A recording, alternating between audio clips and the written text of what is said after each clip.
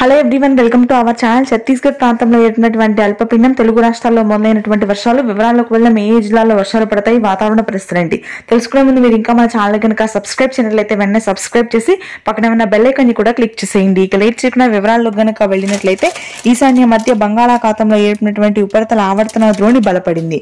ముఖ్యంగా తెలుగు రాష్ట్రాల్లోని తెలంగాణ జిల్లాల్లో భారీ వర్షాలు నమోదు కానున్నాయి. ఛత్తీస్గఢ్ ప్రాంతంలో ఏర్పడినటువంటి తేమగాలుల ప్రభావంతో ముఖ్యంగా ఉత్తర తెలంగాణలోని నిజామాబాద్, ఆదిలాబాద్, ఖమ్మం, భద్రాద్రి కొత్తగూడెం, హైదరాబాద్ లోని యూసఫ్గూడ, అమీర్పేట, కాగజ్ నగర్, మల్కాజ్గిరి, బేగంపేట, ఆదిబట్ల, గట్కేసర్, ఎల్బీ నగర్, జిహెచ్ఎంసీ ప్రాంతాల్లో భారీ వర్షాలు నమోదవుతున్నాయి. ఈ వర్షాలు 24 గంటల పాటు కొనసాగే అవకాశం ఉంది. ఇక ఆ తర్వాత ఉత్తర కోస్తా జిల్లాల్లో కూడా ఉపరితల ఆవర్తన ద్రోణి అత్యధికంగా ఉండడంతో 10 నుంచి 12 సెంటీమీటర్ల వర్షపాతం నమోదు కానుంది.